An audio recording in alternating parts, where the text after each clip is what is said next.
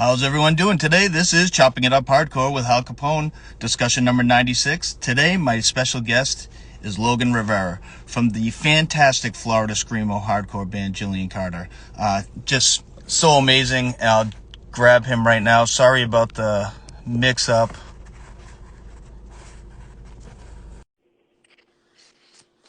Whoa, it worked. Sorry about that hiccup. Yeah, I went on live on my other one, and it said I was blocked for some reason again. So I don't. I guess I'll have to figure out why I'm blocked. That's the second time I've been blocked from live. So Again, what happened the first time? first time I did a post about anti-racism, and Hmm. I guess it was deemed not good for Instagram. Oh So dear. yeah. I don't know. I tried to check and see what I did this time, and it didn't say right now. So we'll go with this one, and then we'll, I can still save it on my other one, so it's all good. Okay, cool. But I want to thank you again for taking time out to talk to me. It's an honor. I've been a big fan of Gillian Carter for a long, long time. I know you guys have been around for quite a bit, Thank and you. the Yeah, new album is so damn good. thank And you. congrats on that as well. Thank you. Usually in these talks, the first thing I ask is, when you were a kid, what music were you listening to, and then what kind of transitioned you to listening to like punk and hardcore? Oh boy. I mean,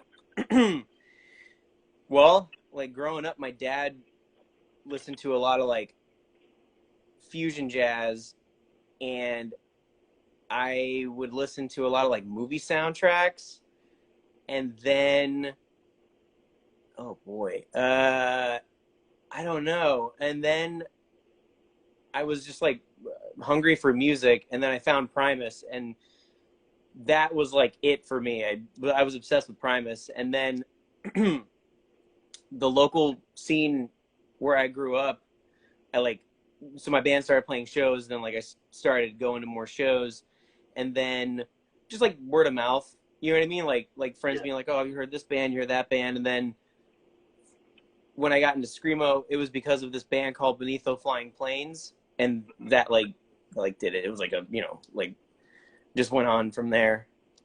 Yeah, nice, nice. Florida has always been such a great scene.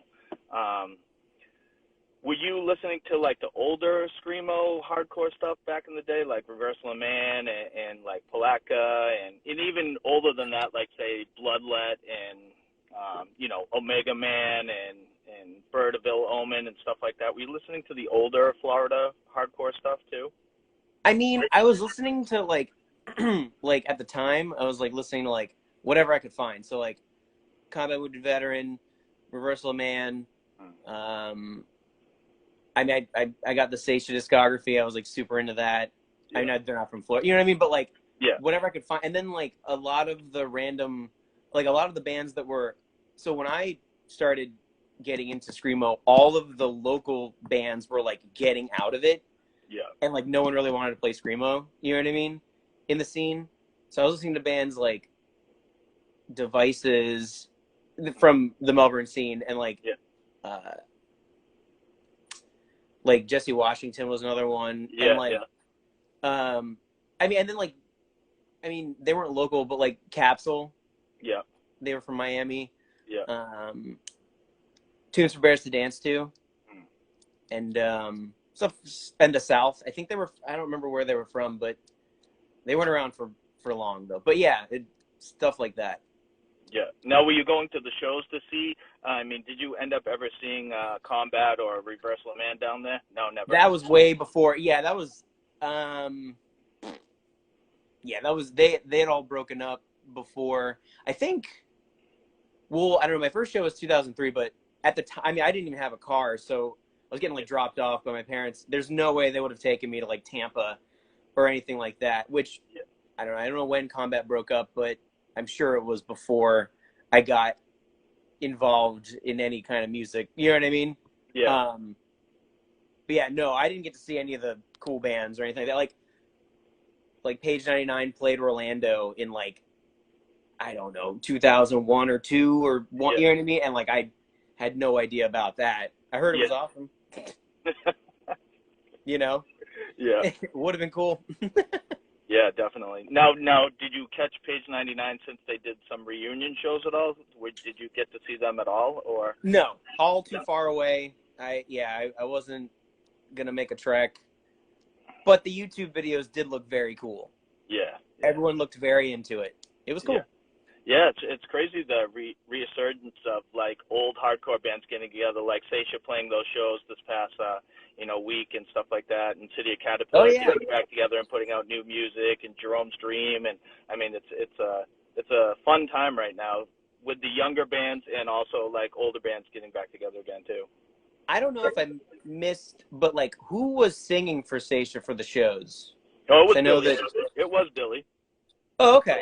Yeah, Jamie was the only one that didn't play with Seisha from Off Minor and Oh, okay. like Lytic and stuff like that. But Tom Schlatter from Hundreds of AU filled in for him on guitar. So yeah, it Cool. looked rad. It definitely looked rad. Yeah, it looked very cool. I wanted to ask you about playing guitar. When did you first start picking up a guitar, and why was that kind of an interest for you? Okay, so growing up, my dad played bass and guitar my whole life. I didn't really care that much. Like I wanted to make movies. I wanted to be a director and do the movie thing. Yeah. And in like 5th grade, these 2 kids were playing guitar, and I was like, "Hey, I should be doing that. What do you guys? There's guitars in my house. I should be doing that." Yeah. And then I started. Well, I wanted to play drums, but my mom wouldn't let me get a drum set. So the next thing, guitar. Yeah. And so then I dabbled with it, and it was too hard. And then I was watching on VH1. It was 100 greatest rock bands, and there was a zoom in. Like they showed Cream, and there was a zoom in on Jack Bruce's fingers, and I was like, Yeah. that's all you gotta do to play bass? So then I like went over and like from memory was figuring out how to play Sunshine of Your Love. Yeah. And then I just was playing bass. And like eventually I went back to guitar, but yeah, that's what started it. These 2 kids were playing guitar, and I was like, what are you doing? I should be doing that. I know about guitar. What are you doing? You know? Yeah, nice. What was your first band that you were in that actually played out in shows? That band was called Jeff, and we were a Primus worship band. Yep, we just wanted to sound like Primus. There was no other, idea in my mind. In our minds, we were like, that's it. That's the end all be all. Yeah. And we played like one real show, and we played like 2 like talent shows. Mm-hmm. Oh, that's right. And we played another show at this church that did shows. Yeah. And like that was it. Like yeah, the band kind of fell apart after that. It's like we were going to play the Battle of the Bands, then like the drummer and guitar player's parents wouldn't let them play, and it was like, all right, well, we can't do it. So that was the first band that actually like played shows or anything like that. Yeah. Now, were you playing bass or guitar in that band? I was playing bass, yeah. Yeah. So you were trying to do the old Les Claypool funky bass going on there? Absolutely, yeah. We had originals, and then we covered Jerry Was a Race Car Driver. Yeah, nice. Is there any videos of that out there? There is video, but it's not anywhere. There's like an old Sony handheld cam with like the little tape. The 8mm. Yeah, there's that, but there's no footage. It's really dark too. Like I remember, like it was like watching it, like all the lights were off. Yeah. For like a couple. You know what I mean? You can like barely make out what's happening. Yeah. I should try to find it. Yeah, that would be great to see. So what? I guess like you're mentioning Primus. What was the like hardcore screamo band that kind of grabbed you? What was your main, like, where you were like, oh, this kind of music is really something else? Like, what was that band that kind of grabbed you? I think I knew about some screamo bands, but it was when I saw Beneath the Flying Planes. I'd Yeah. never seen anything like that before. It was like such a breath of fresh air. And also, like, before I got into Primus, I was like trying to get into the hardcore scene, and like at the time it was a lot of Christian straight edge bands. Yeah. And they were all like weird and like inclusive and like kind of mean, and I was like, no, this isn't fun, like this isn't cool. Yeah. And then, like, got into Primus, and I was like, no, kind of don't really belong, whatever. And then when I saw Beneath the Flying Planes, I was like, holy shit, I'd never seen any band or local band play with the amount of like passion and intensity that they did. Like, by the end of the set, everyone was on the ground, it was screaming. I was like, I have to do this. I don't know. You know what I mean? And then from there, I like, looked into all that. What are they influenced by? Let's go and look from there. And that was probably the first one. Now, were you in Caution Children? Did you play in that band? You did play in that band. Yep. So I filled in on drums in 2012. Yep. And then in 2013, I played rhythm guitar till the end of 2015. Nice. Yeah. But Gillian Carter started in like 2005? Yep. 6? Right 2005, yeah. 2005? Mm-hmm. So how did you kind of get into Caution Children? Was it just because they needed you to fill in, and then it just kind of worked out after that? Yeah, well, so I knew Nick and Ian from back when they would play in Melbourne every now and then, and in 2012, Tony was also playing in a band called Flashlights, and they were going on tour, and Caution was doing like a week-long run, like Florida run with We Were Skeletons, and it was like around Fest. And I don't remember, I think it was Nick or Ian who asked. I don't remember, but I was like, of course. And that was a lot of fun. And then I remember, I think at Fest, Nick was like, would you want to do rhythm guitar? And I said, yeah, absolutely. And then I think my first show on guitar was I Got Brains in Virginia in 2013. Nice. And like I broke a string. I broke a string, and I borrowed someone else's guitar, and maybe a string broke there too. It was ridiculous, but it was good. It was fun. And you did double duty sometimes a lot because Gillian Carter would play with Caution Children, right? Yes. Yeah, and we did some tours together too. Yeah. And and then in 2015 I was doing triple duty where it was Gilly, Caution Children, and I was in Frameworks for a year. So that was a really stretched thin year. It was fun though. Yeah, definitely. Kept you busy, I'm sure. Mm-hmm. Absolutely. Now, Gillian Carter, was that your first like screamo hardcore band that you were in, or was there something before that?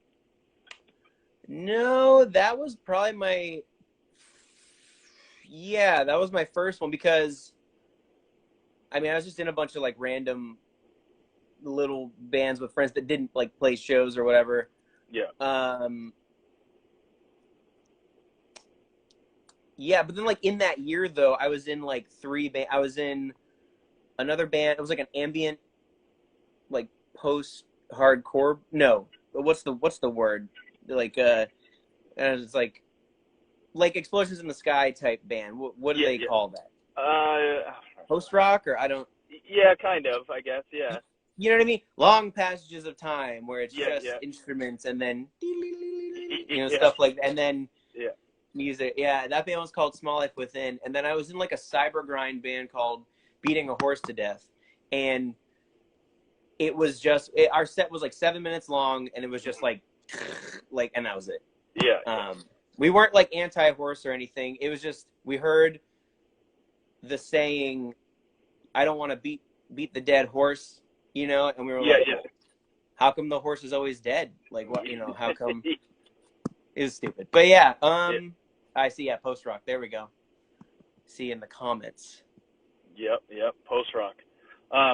Now, what got you to want to, do vocals too? What was that? Was it almost kind of like nobody else wanted to do it, and you were like, "All right, I'll do it," type of thing? Yeah, Or it was very hard to get people to like.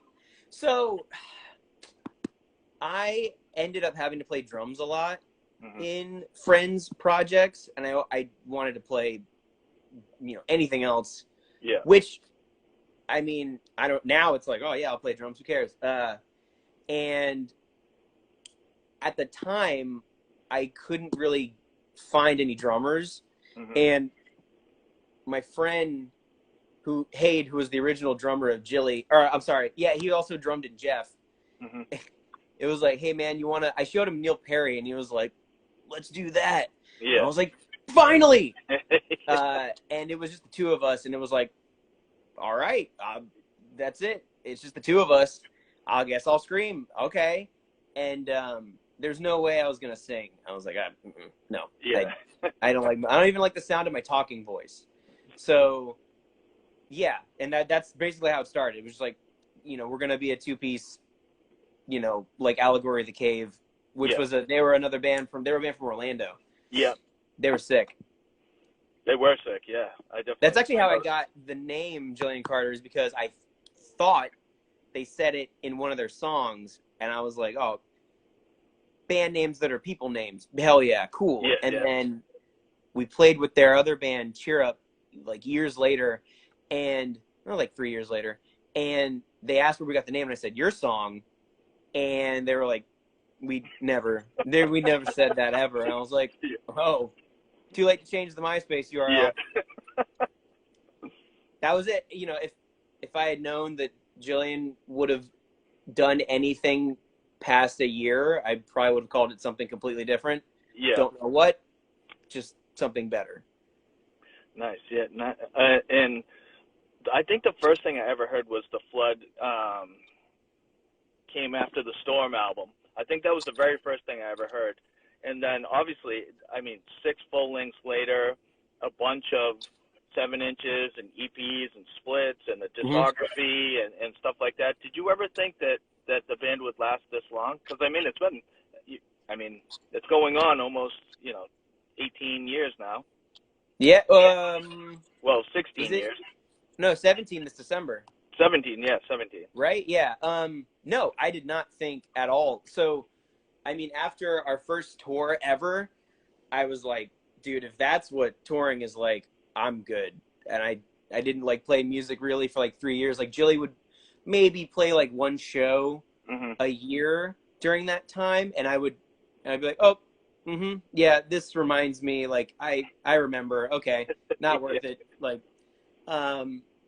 And then it was we tried recording another album, and it kept failing. The computer got a virus twice, and then a virus, and then it crashed. It was just not worth it. And then it was and then I had a bunch of conversations with Nick from Caution Children, and yeah, I don't know, I just kept doing it. Actually, Nick actually said he wouldn't let me stop. So I was like, well, I don't know what that means. I do. Yeah. But I was just like, okay. So then, yeah. And then our album, the second album came out finally. And then, yeah, just kept doing it. Yeah, because that was 4 years in between the first album and the second album, right? And that's kind of what you do a few shows out of state or whatever. And then you were kind of like, touring's not that cool, or.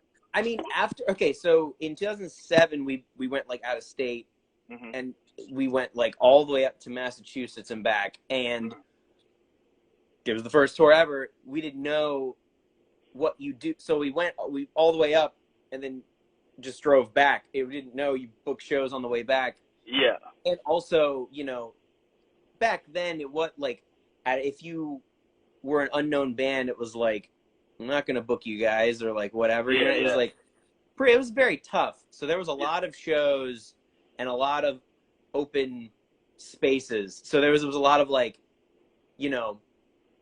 played a show, played another show in the same place to no one. You know, drove 3 hours. The show got canceled. You know, drove 3 hours. We played to the sound guy. A week off. Yeah.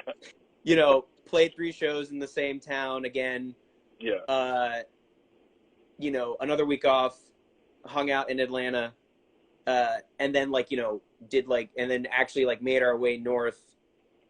And there was a lot of, you know, fighting, crying, laughing, you know. So yeah, when I came back, I was like, dude, that's rough. Yeah. I'm not about that. And so then in like 2012, we like did our first venture again with our friend's band in they're friends in the band Henrietta from Orlando. Yep. And it was like, okay, this was nice. And then it was like, let's do it again. And then it became like easier. Like people would be like, oh yeah, I'll totally book you here, like wherever. And I was like, oh, okay. Like, yeah, we're not used to that. The last thing was a nightmare. So, and then, you know, it just became like kind of like easier, and then making friends and connections in other states and whatnot.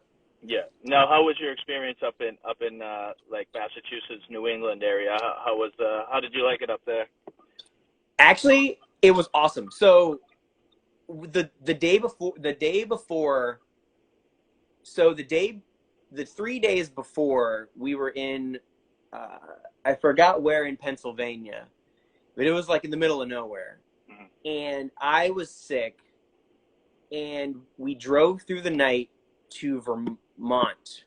I forgot where in Vermont, but we got to the venue, and there was just like it was like the flyer, and then under the flyer it was like canceled, like tonight's show canceled.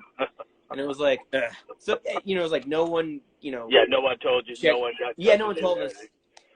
And then we were kind of bumming, and I think the drummer of the other band, it was us, and because that's on Fire, which was Bob's other band. Bob plays bass for us now. Yeah. And their drummer, Alyssa, was like, let's just call it. Let's just go home. Yeah.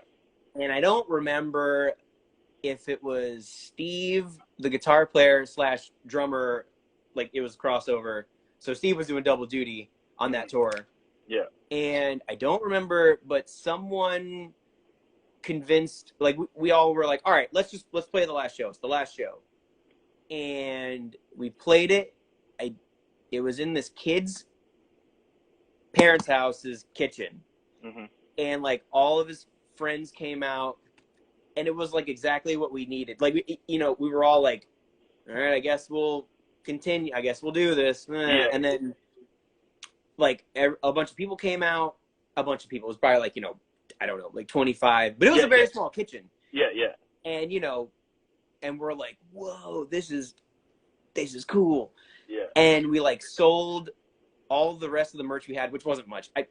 We didn't know also that you bring, you know, we had some CDs and some shirts that we hand did. They looked terrible. You know, thank you to anyone who bought them. And was like, but yeah. And we were just like, I'll never forget. We packed, we had a trailer, which we didn't need a trailer at all. Yeah. We packed the trailer, and I'll never forget, we got in the van, and it was just dead quiet. And we were all like, I just remember a feeling of like camaraderie, like we did it, kind of deal. Yeah. And then it was like, you know, the long drive home, and then the air condition broke in the van, like once we got to the Carolinas, and it was like, of course. Yeah. I came back with like a full beard. My mom didn't recognize me. It was hilarious. Like, and then people were like, what was tour like? And I was like, it was a night. It was hell. You know what I mean? Like, but I wouldn't give it up, any of those experiences. You know what I mean? Yeah. Yeah. Now that kitchen was in Massachusetts?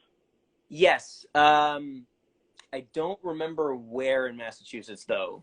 Yeah. But I know it was in Massachusetts. I was gonna say, I've seen some tours, like longer tours, and it seems like you guys seem to snub New England a little bit on some of your tours. It's like I see a lot that would hit New York, and then you wouldn't hit Massachusetts or Vermont or Maine or I know New Hampshire doesn't really have many venues up here, but literally the only reason why is literally up until maybe like 2 years ago, we just didn't have any contacts. yeah, And like no one would be like, yo, come play here. It was just like, so like we would go to like upstate New York and then just like go into Canada. yeah, yeah. But now we have contacts and it's like sweet. But we're like trying to figure out like what's going to happen next year, and we kind of really only have like we have like a limited time for like tours now, so it's like trying to figure out how to like get all the way up there and back in like 2 weeks, you know what I mean, without just like going straight up and like going back. Yeah, obviously, Ideal. Summer is more, or spring and summer is more ideal too, because you don't have to deal with the snow up here, and especially like towards like Michigan and stuff like that where it's brutal. I mean, in Canada, on top of that, Canada's brutal in the winter time. We're babies in the cold. Like we are babies in the cold. It's not for us. Yeah. Like, you know, we haven't toured north during winter in like a long time, probably like 2014. Like then the last time, and I remember we were leaving Akron, Ohio, and it was literally as a snowstorm was coming, and everyone was like, hey, you guys better leave now, and we were like, oh. And then, but yeah, I don't know, snow's not fun, like, you definitely know what I mean? Not traveling. Yeah, and you get hit with a snowball, you're cold and wet. If you're driving and you like accidentally like just a little, then you're spun, you know, that happened. I was on tour with a buddy, and we were driving during the Midwest, and he just the tiniest little. It wasn't even like a big, and we spun around on the highway and ended up like the opposite way, and like thank the Lord no one was coming, and we just were like, and like eventually we were all convinced like we died, like this is it. That's scary, man. Speaking of tour, I know you did a European tour and you also toured Mexico. How were those experiences? Awesome. They were awesome. We had a blast. Mexico was amazing. We made a lot of friends and talked to a lot of really rad people. And we were supposed to go back in 2020, and then 2020 happened. Yeah. Europe was great. That was really rad. Played a lot of Germany. Germany was cool. Mm-hmm. We played Budapest. We played Paris. That was wild. It was like a sold-out show in Paris. And we were like, how? That was cool. That's sick. Yeah, it was cool. Definitely would go back. 10 out of 10. Did you play with any like pretty rad bands out in Europe when you were on that tour? The bands were cool. I don't remember the names. I mean, we toured with this band called Lost Boys. Mm-hmm. I don't think they're playing anymore. Yeah. Which is very sad. They were rad. They were a really rad band. Go check them out. Lost Boys from Germany. But yeah, I don't remember a lot of the bands we played with. So like when we went to Europe, we had this like set list that we were like, it was like, you know, it was like, oh, well, we don't know what people want to hear over here. I don't know. Yeah. And then by like the fourth or fifth show, we're like, let's just play all new songs and jump around. So like, I was just jumping around as much as possible, like, you know, almost killing myself. I remember like I got on some ledge at some show, and there was like a metal bar sticking out that I didn't see. Yeah. And I just went right into the wall, and it went right in my back, and I was like, oh, and like fell over. Yeah. I don't know, I remember the injuries more so than the bands we played with, so you're going to have to forgive me. Yeah. I also wanted to ask about the fest that y'all played, like ZBR Fest both times, and New Friends Fest, and you played the City of Caterpillar, or you guys end up playing that when City of Caterpillar and Majority Rule played at New Friends Fest? Your name... So we played the first day of wait, you're talking about New Friends Fest, right? Yeah, and Yeah. and I was asking about ZBR Fest too, both in Vancouver and Chicago, right? Chicago, But right? wait, didn't the Vancouver one get canceled? That was in 2020, and then Oh the yeah, Vancouver. maybe. Yeah, If but there was didn't one before it, I don't think we played that one. We played the one. Oh my God, this year! Wow, already. Yeah, we played the one this year in Chicago. We yeah. played the first day. That was rad. It was really cool. And then New Friends Fest. That was 2019. I think so. That Yeah. was super sick too. Yeah. Such great like fests going on. You know, the people that are creating these fests and stuff like that, especially the fest down in Florida too. Also, you know, Oh obviously yeah. there's been a big mainstay down there as well. Do you like enjoy playing with so many like rad bands from the same kind of genre that you guys played? And was there any bands that you were excited to see like in those fests that you hadn't played with yet? Well, unfortunately, we weren't able to like stay. Mhm. We had to like go because we had like shows and whatnot. Yeah. So it's a bummer. We wanted to stay especially for like New Friends and ZBR. We really wanted to stay, but like we just had like other shows. So we like Yeah. stayed for our day, hung out with a bunch of friends, saw a bunch of friends' bands play, and then went because New Friends Fest was 3 days long. Yeah. And yeah, we really wanted to see like Majority Rule and whatnot. Mhm. And City Caterpillar played that Yeah. too. Yeah, Yeah. we missed them too. Yeah, but I mean, we saw them at Fest this year. That was cool. And we played with No Man a bunch. It's not Majority Rule, but it's Yeah. members. Yeah. No, yeah. Pretty sick. This year at Fest, we actually like missed a lot of friends bands. Unfortunately, it was a lot of running around this year. Mhm. There was the Caution Children set that we had to like prep for. I mean, Yeah. I didn't play, but I was there Mhm. and helped out and whatnot. So there was that. But Fest was fun. It was a lot of fun. Yeah. What didn't you do kind of like a few dates with No Man after like didn't you guys Yeah, do like a few? last year, yeah, we did Tallahassee and Orlando. Mhm. Mm-hmm. They're the Definitely. homies. Yeah, definitely a good band. Definitely super good band. I saw Majority Rule like handful of times up here when they were, you know, really like in their heyday and such a great band. Such a great band. Hell yeah. Sweet. I wanted to ask about Gillian Carter's music, especially you using harmonica, and I saw a picture of you using a screwdriver too, playing. The only other time I've seen somebody use a screwdriver was Rob. I don't know if you know the band Breed Extinction from Connecticut. He was in Catharsis for a little while as well. He also uses a screwdriver on his guitar.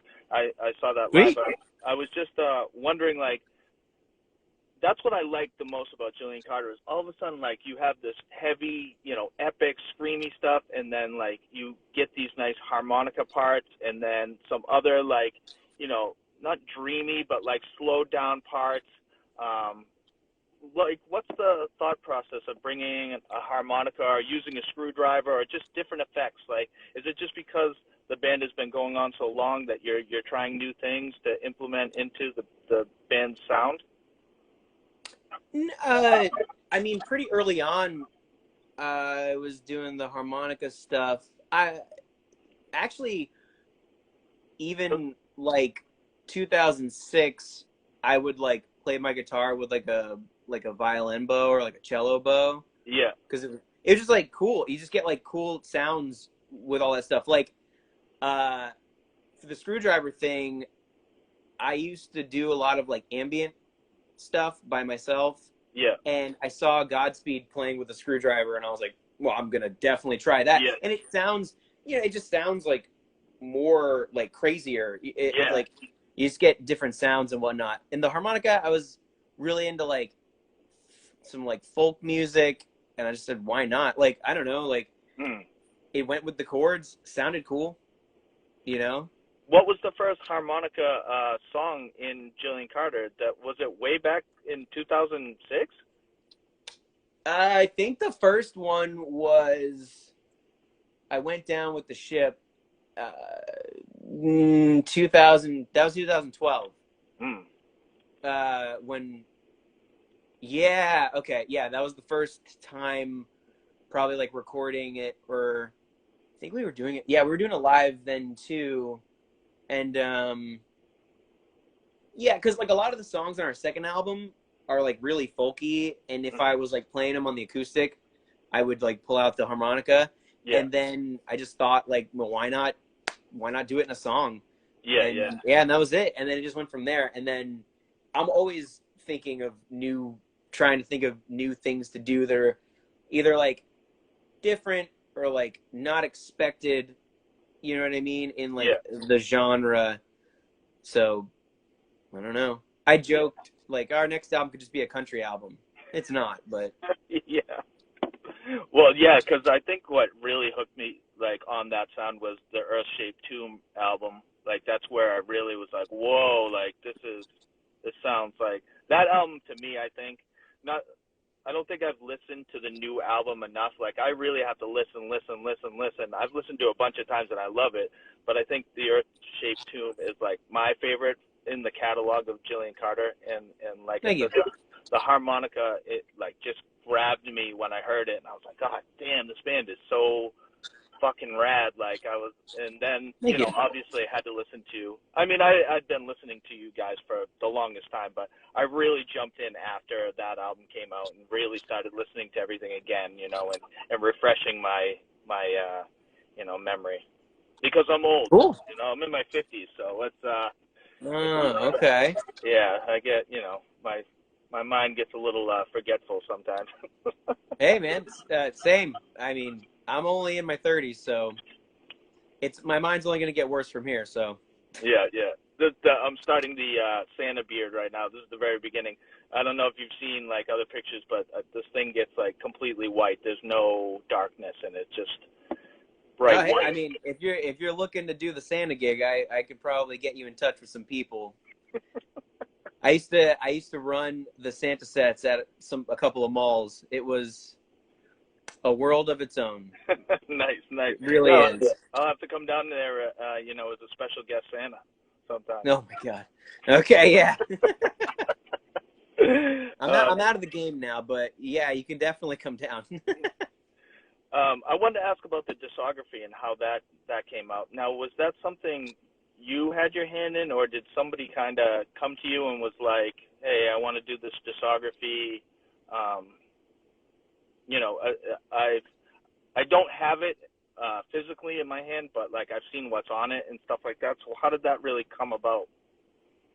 That was when we were doing Earth-Shaped Tomb, and I think it was Moment of Collapse's idea.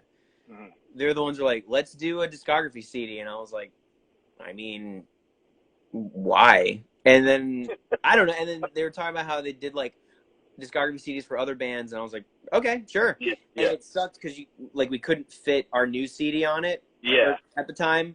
Yeah. So it was like, all right.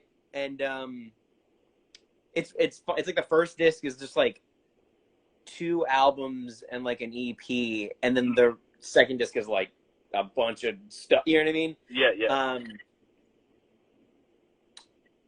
Yeah, and I don't know, Skeletal was like, yeah, let's do it. Why not? And so we just did it and like, threw a bunch of pictures together and tried to make it look cool. Yeah. And the cover, it was just like, I saw this really rad cover that a friend did and just like, I don't know. They called it Discography Now. I don't, you know what I mean? Like, I don't know. There was no rhyme or reason. Yeah. It's like how Songs for Splits has picture, like it's the picture of the horse. Mm-hmm. It was just like a cool picture that a friend of mine took. Yeah. There's like no rhyme or reason for it. Yeah. I mean, the catalog though is pretty extensive. It's like your guys' catalog is huge. So I mean, it is a lot of stuff. You're right. It is a lot of music.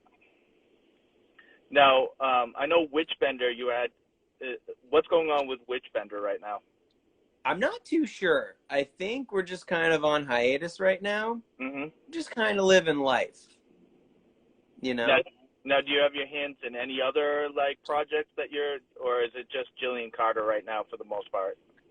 It's just Jilly right now, and I have a couple of random, I don't know, Spotify projects that I'm working on just to get Yeah, better at mixing and mastering music. yeah, But who knows when those will ever get done? I keep being, I keep going back and forth, being like, oh, it could sound better. I could do this. I could do that. yeah. So that's it. Just Jilly right now. Yeah. Yeah, I wanted to praise you guys on the merch game that you guys had. Obviously, Bandcamp Friday. I had to grab one of these bad Larrys right here. Like, so anybody that doesn't have merch from y'all, get your hands on some because it's like you guys have some of the raddest like shirts and stickers and stuff like that. So, Thank you. uh, Did you ever see like the old merch that we had where it was like the Joy Division album cover and it just says I, like, I yeah, have just seen like that one. I really wish it was a Joy Division shirt. How was the how old is the Guitar Center Gillian Carter? Tony's finest achievement in the Photoshop game. That was, I think, that was, I think 2016 maybe. And we were talking about bringing it back, but making like, pocket tees. Yeah. We were gonna do like polos, but we didn't want like people to buy them and then like walk into Guitar Center and be like, no, I work here, and like take a guitar and like Yeah, leave. yeah. We didn't want to be responsible for that, but fuck it, might do it now. I don't know. Yeah, I mean, there's so many designs that you guys have done. I remember it's almost like I think Dead Guy had that on the back of their shirt. It said like Death Defaults Metal. It was almost like the goat, like devil and it said Gillian Carter on it. I remember that one. There's just been like a million that I've seen out there. We joked, speaking of Death to False Metal, we joked about doing like one that said Death to False Screamo, but then we were like, I feel like someone will go, oh, Gillian Carter's False Screamo, and go, oh yeah, you're right, never mind. No, cut like, it out. Cut it out. That would be that's a good idea. I would love to see that shit. So don't want to be called out for a joke. Like, oh, whoops. yeah, You're right. We're not. I guess. I don't know. yeah. No, that would be. I mean, that would be. I would buy that for sure if it said that. Oh, good, because I copyrighted it. I copyrighted it just now. So you're right. No one else can use it. TM. Nice. Yeah. So with tour coming up, like what are you guys trying to accomplish for next year touring wise? I know you said you have a small window to do things. What are you looking to do? And also, obviously, Dave Norman I talked to a couple weeks ago. I'm sure that fest is already in the works. He was kind of secretive about things, and things are coming out and stuff like that. But what do you have like that you can divulge happening next year tour wise? All right. Well, then I guess I can't divulge anything, but because like nothing's like announced yet, or like it's just like in the talks about. Yeah. But I mean, this is gonna sound like a joke, but worldwide always. So we're trying to go to the West Coast. We had a West Coast booked in 2020. Yeah. Finally, we know how 2020 happened. Yeah. So now, basically, we're just trying to get back to where we were in 2020. Yeah. Trying to get back, trying to book a West Coast tour. We were supposed to go back to Mexico. I want to go back there. Got to do another East Coast run. I want to go back to Canada. Yeah. We'll see. But this is all, Now, did you in the works right now. Did you stay away from COVID when you were playing shows this past year? Or did it catch you guys? Oh, yeah. Luckily, we didn't get it. That's so good. It didn't get us. Yeah, I saw so many bands touring that like would get caught halfway through, or like at the end of their tour where they had to cut off like 2-3 dates and stuff like that, which is kind of it stinks. Yeah, unfortunate. But we came out lucky, knock on wood or whatever. Yeah. But going to the West Coast, how long of a time frame are you talking about, like giving yourself? Because is it because jobs and stuff like that won't allow you to now that y'all getting older and you know? Yes. So I mean, we're looking at 2 weeks tops. Yeah. And driving out and back it doesn't seem like we're gonna have to like fly out and like rent a van and some kind of gear situation. Yeah. Yeah. So 2 weeks there, and then you're still gonna try to hit the East Coast, or that's at some point. At some point, yeah. Yeah. Now, what's the reception of the new album that came out? I feel like it's gotten great reception and like so great reviews, and people are feeling it and stuff like that. What, you know? Here's the thing. I think it's doing good. You know what I mean? Like, yeah. I don't know. I haven't really like, what's the word? I haven't really like, fished for like compliments. But hey, have you heard the new one? Have you checked it out? No, I think it's doing pretty good. It seems like the first maybe month, it was pretty cool, and then now it seems like the hype's kind of died, which is expected. So yeah, we had a good month. Now y'all working on new music now? The new music working? You guys are working on new music now? Okay, right now we're not working on any new music. So what we were doing was, so Tony is playing drums with us again. Mm-hmm. Tony wasn't in the band when we wrote the songs or recorded the songs. So what we did was we had to like take a lot of time to like relearn the songs, because me and Bob hadn't played the songs since we recorded them. And during COVID, it was just me and Bob working on them. Yeah. Me on drums and Bob on bass. So we didn't even really like hear how the guitars sounded until we were in the studio. And then, and I didn't want to play any of the new songs because in prior years we would just play all the new songs, and I would just be so over them. And by the time the record came out, we'd have to like, I just want to play new stuff. Yeah. So now we're just working on relearning a lot of the newer songs, but we've taken time off since Fest. So right now, me and Bob and Tony have I guess you could call it a cover band. It's called the Say Brother Band. And we basically learn songs and do them. But our buddy's wedding is in January, and he asked us to play a bunch of butt rock songs. And I'm talking like Creed, POD, like, you know what I mean? Like that style, all that stuff. So every practice is dedicated to learning 2 new songs and going from there.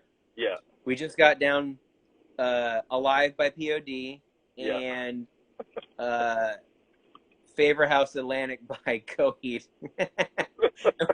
We're having a blast, by the way. It's a lot of fun. Like, in middle school, I was like, ugh, this sucks. Yeah. But we have such a blast playing Higher by Creed. It's insane. Which I was like, I never thought in wildest years that I'd be like, let's play Creed Higher again. Yeah. Come on. But we're having a lot of fun doing that. Nice. Now, is that cover band any genre, like musically, are you guys up to? Oh yeah. I mean, yeah, just got to let us know ahead of time, and we'll figure it out. Sweet. That's awesome. Oh, that's amazing. I wanted to ask you too about the Florida scene now, or any bands that you would like to, kind of plug that are like screamo bands that maybe nobody's heard of, that you know of, that need some more attention. Maybe not just in Florida, but in general for you. To Forget from Charleston, South Carolina. Let's see here. Horsewhip from Tampa. Amazing. Pez from Gainesville. And they're not really screamo, but still got to give them the shout out. Yeah. Vacancy also from Tampa. Trying to think. Colonial Wound. Dope. And there's a lot of other bands that escape me. I'm sorry. Yeah, yeah. Any like, do you know any of like the younger like screamo-ish type of bands? I know Horsewhip is kind of screamo, but more on the heavier side of things. Like, you know, Gouge Away is from Florida, correct? Yes, I don't What? know. I don't think they're active anymore. Yeah, I was gonna ask like, what happened to Gouge Away? You don't know? I don't Yeah, know. yeah. No. It's weird. It's weird. I haven't heard anything from that band in a long time. Yeah. I don't know. Yeah, I don't know. I don't know what happened. I think like the Canada scene is popping right now too. Like there's so many good bands from Canada right now, which is I guess not strange because they've always had some crushing like great bands, but I feel like their scene now is just like unbelievable. So many new young like screamo bands coming out of Canada. Do you enjoy going up to Canada and especially playing with all those like rad bands from up there? Yeah, the last time we were up there though was 2019, and I want to go back. I don't know. We always had fun up there, but yeah, that's really it. I want to go back. Yeah, yeah, just a great scene. It seems like kids are like really into going to shows up there, and like I just like to always mention because it seems like a new band is popping up every month up there, and it's usually pretty damn good music coming out of there. So I always give a shout out to Canada. Same thing with like New England where I'm from. I live in New Hampshire, but I was born in Massachusetts. So me growing up, I've been going to shows for close to 40 years now. And Boston has always been like a second home to me. But I've traveled everywhere. I used to go to Connecticut all the time to go see screamo hardcore shows in Vermont and Maine. Like it's pretty close. Not too long of a drive from like New Hampshire to Boston. It's only where I live is like an hour long, so that's not that bad of a drive. And Connecticut is like 2 hours and 2.5 hours. Providence is maybe 2 hours. Rhode Island. So yeah, we were supposed to play. We were supposed to play Providence in January, but then the tour got scrapped. So I was really looking forward to like going up there because we hadn't been in that area, since 2007. Yeah. It's not necessarily a hop, skip, and a jump. Yeah, that's true. That's true. Well, I don't want to keep you for too long. So usually on these talks, to end, I usually do a rapid fire. So you ready for some rapid fire? No, but I'll try. All right, let's do it. Let's try it. My first question always: all-time favorite screamo hardcore band from New England, my neck of the woods, for you. Oh no, I'm sorry. I don't know. I'm sorry. Oh no, I don't know. Wait. Converge is from that area, right? Yes. Converge. Okay. Yeah, sorry, I there's a lot of like if you named a band and I would go, oh, they're from there. Oh wow, like yeah, but Converge. I hear like Converge, Cave In, Orchid. Oh yeah, Orchid. That's right. Ampere, Daughters, Arabon Radar, Slapshot sometimes, when you get to the older hardcore stuff. Yo, Arabon Radar, they put out like a DVD. You know what I'm talking about? Yes, I haven't seen it, but I know what you're talking about. I've always wanted to see it. I used to watch, because I couldn't like find anywhere to get it. I used to just watch the trailer for it because it was so insane, all the stuff that I was seeing in it. Yeah. I was like, I have to watch this. And then it was like, I got to listen to this band. And there's a couple songs that I got into, but I was like, oh, it's kind of tough. Tough. I mean, I love Arabon Radar. I've seen them a bunch of times. And Chinese Stars also is kind of people from that band as well. And now Psychic Graveyard is like the newer band that, it's just like I don't know if you've heard Psychic Graveyard, but it's for some. No, I'll check them out though. It's for some, and obviously live, Arabon Radar is something to behold. Just a great band for me. Yeah, for any of the shots that I saw, I was always like, I gotta see this. What is happening here? Yeah, yeah, definitely. All right, I'll keep going. My next Okay. question: what was the first punk hardcore show you attended? Like real hardcore show, not like a battle of bands, like a real punk hardcore screamo show where you were witness to the amazingness of it all. Okay, so I mean, the first, does it count if I played it or no? Why was that your first show that you? Yeah, so the first show that I ever played was with the Primus Worship Band, but it was like we were just like thrown in, and it was like some locals. So it was like there was like a like a Seven Angels, Seven Plagues style hardcore band. Yep. There was a real like just like a fast just like kind of punk band Yeah. like and then like us, and then there was like a Christian pop punk band, Yeah. and then there was like a straight like hardcore band, Yeah. and so that was like the first one, you know what I mean, like first show. Yeah, and I played it too. So, Yeah. and then like after that, like I said, all there was just like a bunch of it was either straight edge hardcore or Christian straight edge hardcore, and it was just like that was huge here. Like it was crazy. I never. There was this band called Seven Star, and the singer was like super jacked, and I just remember him. Everyone was so scared of this guy, and and I remember. Remember that band X Bishop X? Yes, I've heard of them. Yep. Yeah, that band. Trying to think. There was a. If I'd have to look, I used to have like all the flyers, but yeah, it was a lot of that.